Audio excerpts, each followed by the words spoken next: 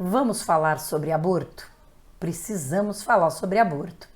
O aborto é talvez o crime mais polêmico do Código Penal. Crime que desperta controvérsia, que desperta paixões, que na política é praticamente um tabu se discutir, que mesmo na academia não se ousa muito discutir, mas nós temos que conversar sobre esse que é um dos crimes importantes do Código Penal e que também acontece com frequência e acaba provocando consequências bastante sérias.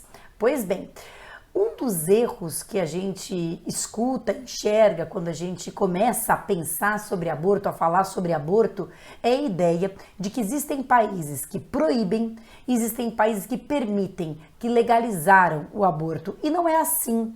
Existem basicamente dois sistemas de regulamentação do aborto. E esses dois sistemas são intermediários. O que eu quero dizer com isso? Não existe nenhum país no mundo em que o aborto seja 100% proibido, em que em qualquer caso o aborto seja proibido, não existe. E também não existe nenhum país em que o aborto seja inteiramente permitido, qualquer que for o tempo da gestação, em qualquer condição.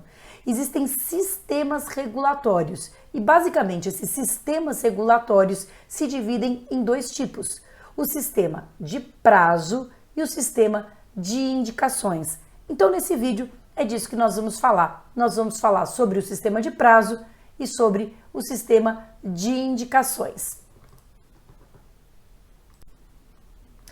Muito bom. O sistema de prazo e o sistema de indicações têm premissas diferentes, têm procedimentos diferentes, mas eles partem de uma mesma ideia e de uma mesma meta.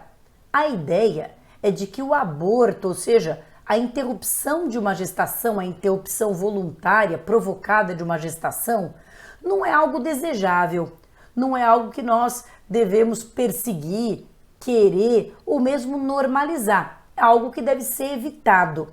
E esse é o consenso. Por isso, se me permitem aqui uma crítica, está errado dizer que nós temos grupos pró-vida em oposição a grupos pró-escolha. A meu ver, todos são pró-vida, né? Todos querem defender a vida intrauterina, todos querem defender a vida também das mulheres, das gestantes. Então, o ponto de partida é a defesa da vida. Eu não tenho dúvida disso. O problema é que para conseguir alcançar esse objetivo, que é a defesa da vida intrauterina, a defesa da vida das mulheres, é possível que nós adotemos diferentes estratégias. Então, o sistema de indicação e o sistema de prazo são diferentes estratégias para que se chegue ao mesmo objetivo, que, como eu falei, é sempre a defesa da vida. Então, vamos analisar e vamos examinar como é que é o procedimento, como é que é a lógica de cada um desses sistemas. Deixa eu colocar aqui na minha lousa e nós estamos então falando aqui, olha, dos sistemas de regulamentação do aborto, sistema de indicações versus sistema de prazos. O sistema de prazos, eu já abro aqui essa telinha do sistema de prazos. O sistema de prazos, ele sempre foi, desde há muito, o mais adotado na Europa, na América do Norte, na América Central e vem sendo cada vez mais adotado aqui na América do Sul. Então hoje eu peguei aqui os principais países, não são todos, para não ficar algo exaustivo, mas os principais países que adotam um sistema de prazo, e você vai ver que esses prazos variam, são Estados Unidos da América, desde 1973, com o famoso precedente Roe versus Wade. E eu vou falar um pouquinho sobre a derrubada do precedente Roe versus Wade agora em 2022, mas enfim, para a maioria dos estados ainda está valendo essa ideia do Roe versus Wade, né, de 1973, o Canadá desde 1988, e aí não há uma restrição jurídica de prazo, o que há são restrições médicas. A partir de determinado ponto, a interrupção da gestação se torna extremamente perigosa. E aí não há como se fazer medicamente, mas não há um limite jurídico. E aí, vindo aqui para a nossa América Latina, o Uruguai, que adotou o sistema de prazo em 2011, permitindo o aborto até a 12ª semana. a Argentina, que adotou recentemente, em 2020, o sistema de prazo até a 14ª semana, a Colômbia, que adotou o sistema de prazo até a 24ª semana, se tornando, por isso, o país do mundo com o maior prazo que permite a realização do aborto. O México, que também adotou o sistema de prazo. Na verdade, o México é um caso parecido com o dos Estados Unidos. No México, cada estado ali, né, dentro do país, cada estado tinha liberdade de adotar um sistema, de adotar um prazo. E a cidade do México já adotava o prazo de 12 semanas há muitos e muitos anos. Mas o que aconteceu é que em 2021, a Suprema Corte do México, o STF do México, decidiu que todos os estados eram obrigados a adotar o sistema de prazo. Ou seja, seria inconstitucional um estado que proibisse o aborto desde o início da gestação. Então, com isso, isso foi uniformizado no âmbito federal e todos os estados passaram, então, a se ver obrigados a adotarem esse sistema de prazo, usando como base as 12 semanas. Nos Estados Unidos, a coisa foi invertida. O que aconteceu nos Estados Unidos? Daí eu vou falar o que é o sistema de prazo, mas só para que a gente termine aqui de falar sobre quais os países que adotam o sistema de prazos. Nos Estados Unidos, o sistema de prazos ele foi adotado no, como eu disse, precedente Roe versus Wade, julgado pela Suprema Corte Americana em 1973.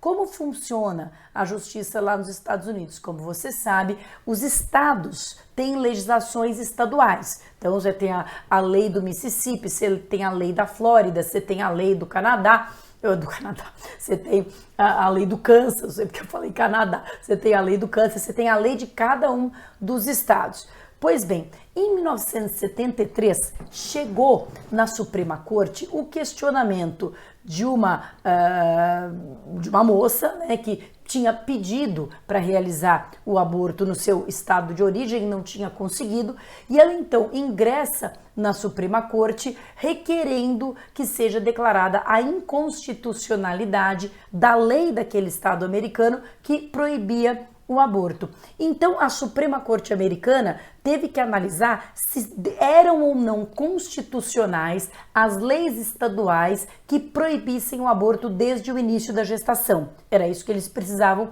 analisar. E eles decidiram, em 1973, que sim, que era inconstitucional a proibição do aborto desde o início da gestação. Então, como isso foi uma decisão da Suprema Corte, isso criou uma obrigação para todos os estados americanos. Nenhum estado americano, por mais que tivesse ali uma tendência de outro lado, nenhum estado americano estava autorizado a formular leis que criminalizassem ou que proibissem o aborto desde o início da gestação. E o parâmetro, os estados continuavam tendo certa liberdade, né, para regulamentar o aborto, mas não para proibi-lo desde o início da gestação. E mais ou menos a regulamentação era a seguinte, o parâmetro da Suprema Corte era o seguinte: no primeiro trimestre, os estados eram obrigados a permitirem o aborto. Primeiro trimestre, que vai aí, mais ou menos, coincide com as 12 semanas. Os estados eram obrigados a permitir o aborto. No segundo trimestre, os estados poderiam impor condições ou regulamentar, né, impor condições, não proibir, mas regulamentar. E no último trimestre da gestação, aí sim, os estados que quisessem poderiam proibir o aborto. Ou seja, era um parâmetro para os estados conservavam uma certa autonomia, mas eles tinham que seguir esses parâmetros. O caso Roe versus Wade veio sendo atacado desde 1973. Toda vez que muda a composição da Suprema Corte, você sabe que lá na Suprema Corte americana, o juiz, né, lá não chama ministro, chama juiz mesmo, juiz da Suprema Corte. Os juízes ficam até morrer, não tem aposentadoria, então só renova a Suprema Corte quando morre uma, entra outra, e daí, né, tem que ver se quem entrou é republicano, é democrata, enfim, né, se é mais para lá ou mais para cá. Mas o fato é que em 2022 o caso Roe versus Wade foi derrubado. Ele foi derrubado porque a Suprema Corte, na composição que ela tem hoje, considerou legal, considerou constitucional uma lei do Mississippi, né? O Mississippi promulgou uma lei que proibia o aborto a partir da 15ª semana. Veja, não era ainda no primeiro trimestre, era a partir da 15ª semana, mas de toda sorte, pelo precedente Roe versus Wade, não poderia fazê-lo. E aí a Suprema Corte, na atual composição, considerou que era constitucional essa lei do Mississippi que proibia o aborto a partir da 15ª semana.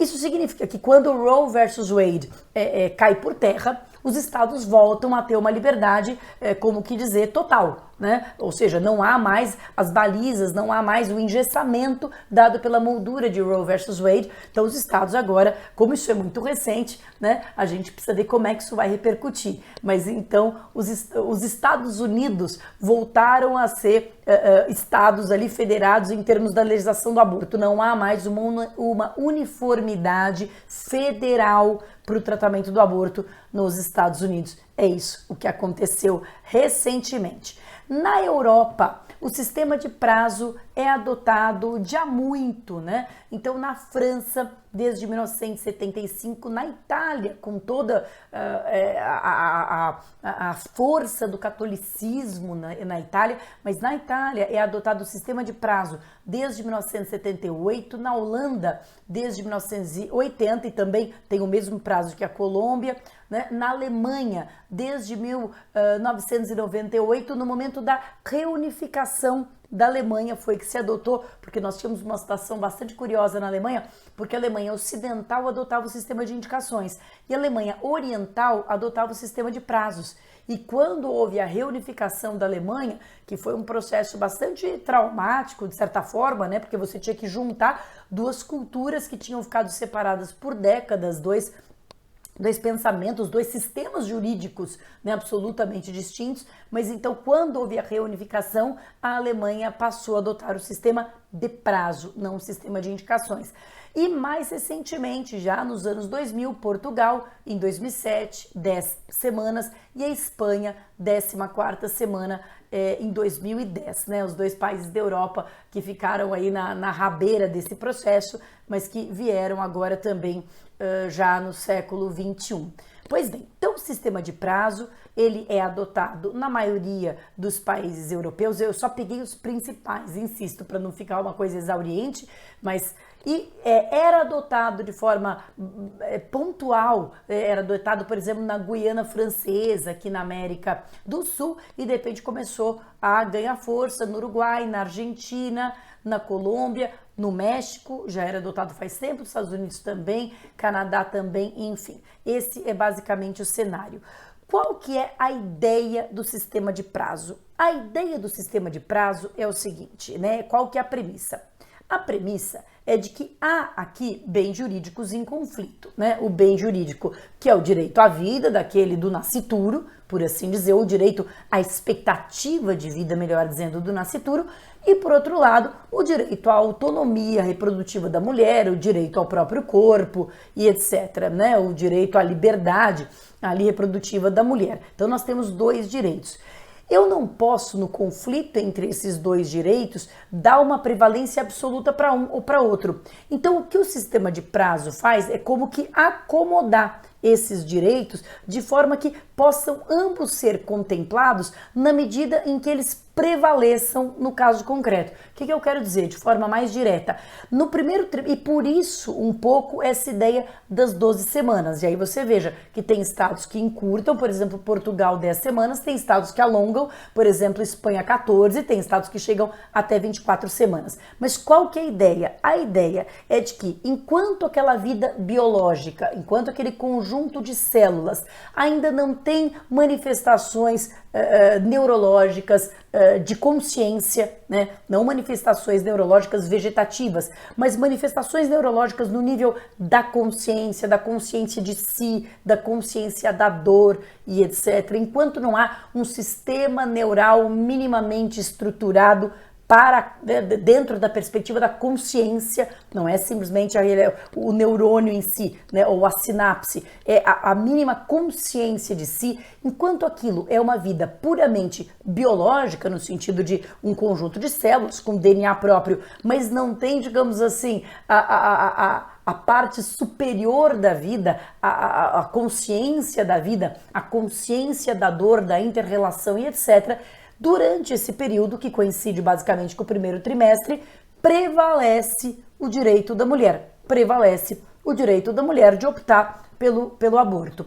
Depois que essa vida se desenvolve, né, aí a vida é como se pesasse mais na balança e o direito da mulher aí tem que ceder espaço. Aí ele tem que ceder espaço, né? Ou seja, depende do momento. Se nós pensarmos aqui, eu vou ser bem extremo, se nós pensarmos numa gestação que tem, sei lá, 2 semanas, que eu tenho ali um conjunto de 32 células e essa é a configuração, né?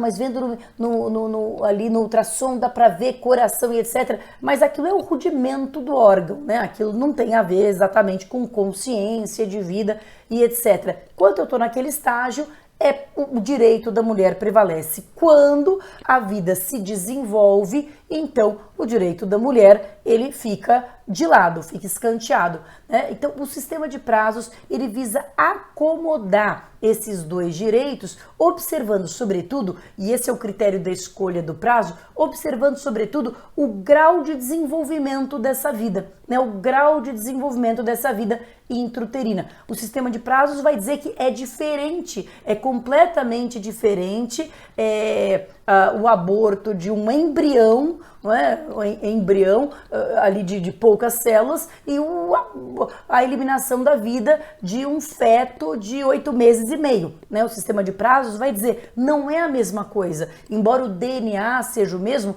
não é a mesma coisa, nós não sentimos nem como se fosse a mesma coisa, nós não percebemos como se fosse a mesma coisa e de fato não é.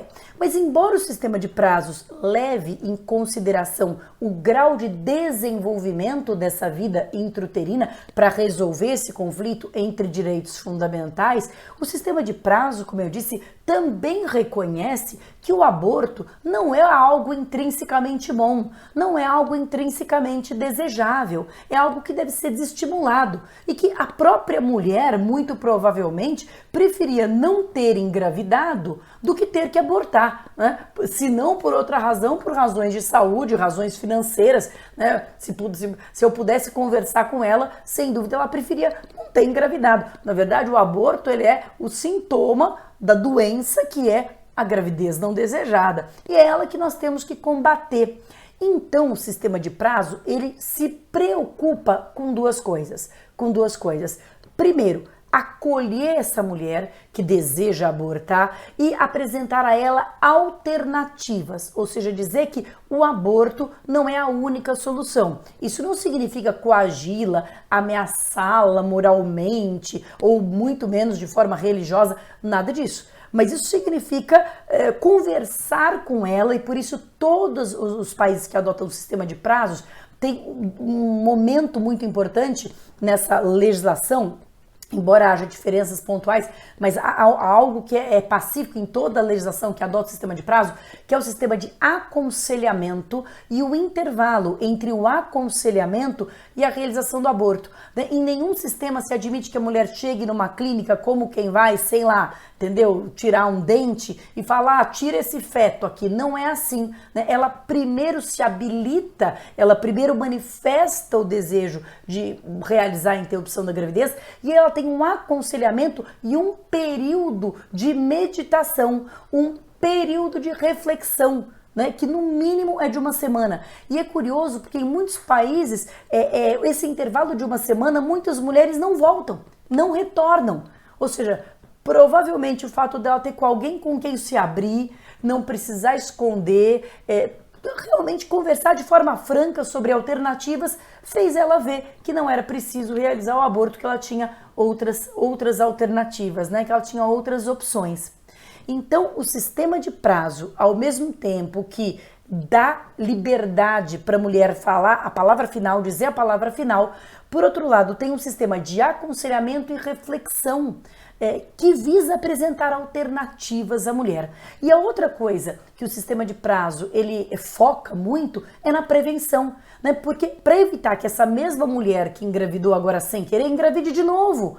Porque o que se vê é isso, muitas mulheres, até por falta de conhecimento, por falta de cultura, acesso a métodos contraceptivos, engravidam várias vezes sem querer, ou seja, de forma indesejada, né? Então, a ideia é de que esse aconselhamento não apenas dê alternativas sobre aquela gravidez, mas previna futuras gravidezes indesejadas, né? Promova ou facilite o acesso a métodos contraceptivos e instrua aquela mulher para que ela não engravide novamente de forma indesejada, né? Então, a ideia é essa, a ideia, e eu insisto nessa, porque eu acho que nós estamos num mundo tão polarizado que a gente às vezes esquece de enxergar as nossas convergências, a gente só enxerga as nossas divergências. E a convergência aqui é o ideal, reduzir aborto. O ideal para todo mundo, reduzir aborto, reduzindo gravidez indesejada. Esse é o ideal. A questão é, qual é a estratégia? No sistema de prazo, a estratégia para reduzir aborto é prevenção e aconselhamento. Essa é a estratégia. Já no sistema de indicações, então já vimos aqui o sistema de prazo, o sistema de indicações, ele praticamente não é adotado na Europa, por isso eu não coloquei aqui nenhum país europeu, e é bastante adotado aqui na América Latina. Estou só falando aqui, já fazendo um disclaimer, fazendo uma explicação, estou falando de Europa e América, porque são as nossas, digamos, maiores referências do ponto de vista jurídico, né? Não que eu esteja negligenciando o sistema jurídico africano ou o sistema jurídico asiático, mas são sistemas jurídicos muito diferentes, que têm pouca conexão com o Brasil, então não interessa tanto a nós do ponto de vista do estudo do direito comparado e coisas assim, né? Então, por isso que eu estou focando Europa e América. Na América, adota o sistema de indicação a Venezuela, que tem um sistema de indicação bastante restrito. E aí, o que é o sistema de indicação? O sistema de indicação é o seguinte: o aborto é proibido desde o início da gestação. O aborto é proibido independentemente do estágio de desenvolvimento do produto da concepção. Essa é a diferença. No sistema de prazo, leva-se em conta o estágio de desenvolvimento. No sistema de indicação, não se leva em conta o estágio de desenvolvimento. Então, o aborto é proibido desde o início da concepção, desde o início da gestação. Mas com certas exceções, que são as chamadas indicações. Então, o aborto é proibido, salvo em determinadas hipóteses. E aí, a abrangência dessas hipóteses varia. A Venezuela é um dos países com menos hipóteses, mais rigorosos, só quando há risco para a vida da gestante, só quando há risco de vida. O Brasil também é um dos países mais restritivos, logo depois da Venezuela, quando a gravidez decorre de estupro ou quando há risco à vida da gestante. Estupro ou risco à vida da gestante. Já a Bolívia, o Equador, eles incluem estupro e risco à vida ou à saúde da gestante. Veja que no Brasil, se uma mulher, digamos que ela tenha um transtorno mental, tá certo? Digamos que ela tenha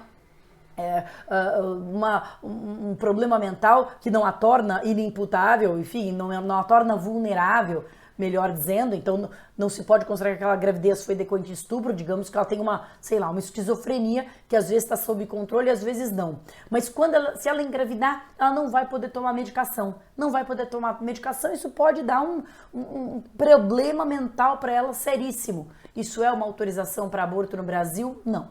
Isso não é uma autorização para aborto, porque só quando há risco para a vida da gestante. E aqui eu faço um pequeno comentário.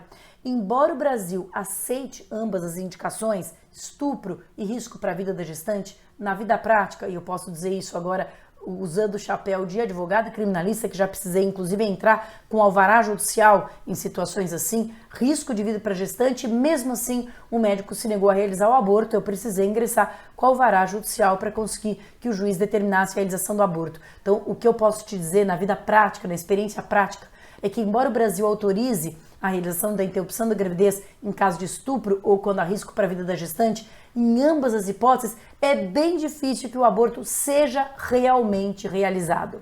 É bem difícil conseguir fazer valer esse direito. É bem difícil. Quando há risco para a vida da gestante, em tese, dependeria do médico atestar que há risco para a vida da gestante e realizar o aborto. Mas muitos médicos têm medo. Tem medo de um eventual processo penal e etc. E, portanto, eles jogam a bola no colo do judiciário. Foi o que aconteceu nesse caso em que eu atuei. Havia um risco claro à vida da gestante e, mesmo assim, os médicos não realizaram o aborto. Fale com o juiz, se ele autorizar, a gente faz. Já quando a gravidez decorre de estupro, aqui no Brasil, nós temos um sistema dentro do SUS que poderia realizar o aborto mediante uma entrevista do comitê de ética médica daquele hospital, mas o comitê muitas e muitas vezes nega, porque entende que não há prova suficiente do estupro, entende que há dúvidas sobre a versão daquela menina, daquela mulher e, portanto, não realiza o aborto e se tem também que judicializar a questão. Fora as questões de exceção de consciência, né? Dos médicos que, mesmo havendo permissivo legal, opõem uma exceção de consciência e dizem, olha, minha consciência não permite, eu não vou realizar o aborto. O médico pode fazer isso? Pode, o médico pode, mas o Estado não pode. Então, se o médico ali como pessoa física pode fazer isso, mas a mulher tem direito à realização do aborto por lei, aquele médico pessoa física pode se recusar, mas o Estado tem que conseguir outro médico para ela. O Estado tem que dar um jeito de fazer valer o direito dela, ou seja, o médico pode opor exceção de consciência, mas o Estado não pode opor exceção de consciência para negar um direito que está previsto na lei. Lá na Bolívia, no Equador, se admite tanto o risco à vida quanto o risco à saúde, além do estupro. E o Chile é um caso à parte. O Chile era a legislação mais restritiva do mundo. O Chile não tinha nenhuma indicação. Nenhuma. Ah, mas você não disse que não tem nenhum estado que proíba o aborto sempre, então o Chile proibia o aborto sempre? Proibia, mas entendia-se que eu podia usar as excludentes de licitude da parte geral do Código, estado de necessidade, por exemplo. Mas dentro do aborto não havia nenhum permissivo. E aí começou um grande movimento contra essa restrição tão grande lá no Chile, até que em 2017 a Suprema Corte chilena entrou em vigor uma lei em 2017 que foi questionada, sua constitucionalidade foi questionada, mas a Suprema Corte chilena ratificou a validade, a constitucionalidade dessa lei, que passou então a admitir o aborto em caso de estupro, risco à vida da gestante ou inviabilidade do feto. Nesses 3 casos é permitido no Chile. Paralelo a isso, há um movimento muito forte no Chile para adoção do sistema de prazo. Então, já há um projeto de lei que adota o sistema de prazo, que já foi aprovado na Câmara dos Deputados e que foi inclusive colocado, né, na Constituição chilena. Há um capítulo na Constituição, na que está sendo criada a Constituição chilena, um capítulo de direitos reprodutivos, na qual se adotaria o sistema de prazo, mas isso não é o que está valendo agora ainda. Mas então o Chile está neste movimento, por assim dizer. Mas o que vale por enquanto é ainda o sistema de indicações. Então o sistema de indicações, ele é desse perfil. Ele parte da premissa de que não importa o estágio evolutivo, ali da vida intrauterina, embrião, feto, não importa a idade gestacional, salvo se estiverem presentes determinadas indicações. Pois bem, então o Brasil é um dos países que tem menos indicações, só são 2 indicações na lei. A primeira indicação, caso de estupro, o segundo, risco de vida. Mas aí você me pergunta, mas e o aborto, a interrupção da gravidez do feto anencéfalo, ela não é autorizada pelo Supremo? Pois bem, então vou terminar aqui o vídeo explicando rapidamente como é que fica essa história da interrupção da gravidez do feto anencéfalo. Essa hipótese de inviabilidade com a vida extrauterina não está prevista ainda hoje no nosso Código Penal. Então o que acontecia é que os advogados ingressavam com alvará pedindo autorização para que os juízes concedessem, o direito de realizar a interrupção da gravidez de fetos anencéfalos. Pois bem, e aí essa história aí da decisão do Supremo começou com um caso lá em Teresópolis. Uma moça de ali 20 anos de idade estava grávida de uma menina anencéfala e ela entrou com um pedido, na primeira instância ali, um pedido de alvará judicial para que realizasse o aborto, porque também vou fazer aqui um pequeno parênteses, toda essa questão do aborto tem um recorte econômico, social bastante óbvio, né? Porque as mulheres com dinheiro fazem abortos em clínicas clandestinas, com segurança, conforto e etc. Quem precisa do alvará judicial, quem precisa do SUS, são as mulheres pobres, ou quem se submete a abortos clandestinos em situações absolutamente insalubres e acaba morrendo, né? Era o caso dessa moça, uma moça muito simples, que pediu alvará para realizar um aborto. O alvará foi negado, o juiz de primeira instância disse não tem previsão na lei, eu não vou conceder. Então a Defensoria Pública ingressou com um pedido ao Tribunal de Justiça, quer dizer, apelou dessa decisão, entrou com uma apelação, fez fazer um pedido para o Tribunal de Justiça para que o Tribunal de Justiça concedesse o direito dela de abortar, de realizar, na verdade a gente nem fala aborto, é interrupção da gravidez. Realizar a interrupção da gravidez. E foi concedido. Só que quando o TJ concedeu, um padre da cidade dela, de Teresópolis, isso não é anedota, isso é verdade, um padre da cidade entrou com habeas corpus no STJ para cassar a decisão do TJ, para proibir o aborto, um habeas corpus em nome do feto, para cassar o direito dela, da Gabriela, chamava ela, de realizar a interrupção da gravidez. E esse habeas corpus foi concedido e revogou-se então a decisão que havia permitido que ela abortasse. E aí, por sua vez, ela então ingressou, a defensoria ingressou com habeas corpus no Supremo para cassar a decisão do STJ, para ressuscitar a decisão do TJ para que ela pudesse interromper a gravidez. Deu para entender a bagunça, só que como a impetração de habeas corpus não interrompe o prazo gestacional, que é contínuo e se conta em dias corridos, inclusive, a gestação foi rolando. Quando esse habeas corpus estava na mesa para ser julgado, pumba, ela deu origem, ela deu à luz a menina, que sobreviveu durante 7 minutos e veio a óbito. E aí acabou, o habeas corpus perdeu, obviamente, o objeto. Mas isso virou um grande escândalo, né? Porque como é que pode uma mulher de 20 anos passar por tanto sofrimento ali e tanta insegurança jurídica? E aí a Confederação Nacional dos Trabalhadores da Saúde, cujo advogado à época era Luiz Roberto Barroso, era o advogado dessa ação, da famosa DPF 54, antes de ser ministro do Supremo, por óbvio, ele ingressou.